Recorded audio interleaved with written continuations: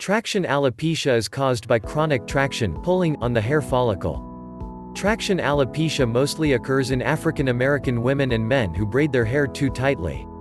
It is also common in other ethnic groups known for traditional hairstyles that involve pulling the hair.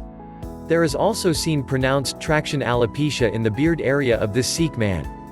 The Sikh men do not cut scalp or beard hair. The beard hairs are pulled straight and then twisted and tightly knotted. Daily knotting often results in this form of traction alopecia. Men who attach hairpieces to their existing hair also suffer from this type of hair loss. The traction alopecia in such cases can also lead to permanent hair loss if the hairpiece is attached in the same location over a long period of time. If we put the examples from ethnic groups aside, traction alopecia occurs most often in pre-teenagers, teenagers, young adults than it does in older men and women. It is a very unfortunate state that hairstyles and fashions and hairstyling methods are causing baldness and hair loss among today's younger generations.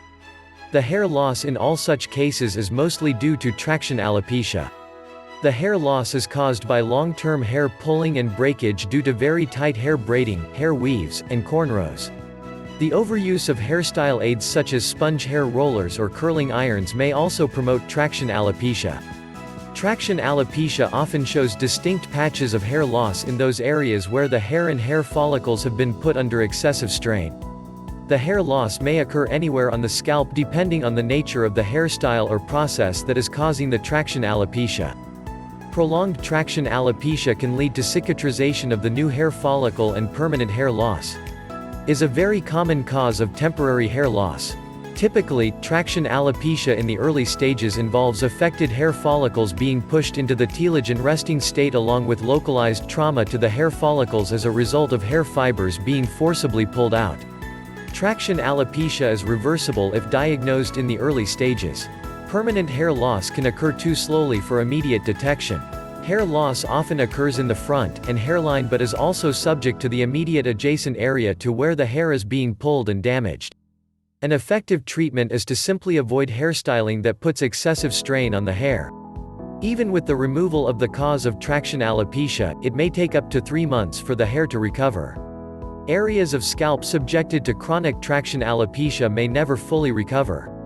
Traction alopecia is generally a non-scarring, non-inflammatory form of hair loss, although long-term use of hairstyles involving traction over 3 or more years may result in a mild immune cell infiltrate and irreversible scarring damage to some hair follicles. Any form of chronic traction alopecia will eventually lead to fibrosis around hair follicles and total destruction of some hair follicles. Once destroyed, the hair follicles will not regrow under any circumstances, hence chronic traction alopecia can be described as a scarring cicatricial alopecia. Permanent traction alopecia does not respond to medical treatments such as minoxidil or finasteride due to non-genetic nature of hair loss. The only way one can treat traction alopecia is with hair transplants. Follicular unit hair grafting has been identified as the only practical solution to treating traction alopecia. The number of patients with traction alopecia coming to hair transplant clinics is generally increasing, and the treatment is providing them a good response.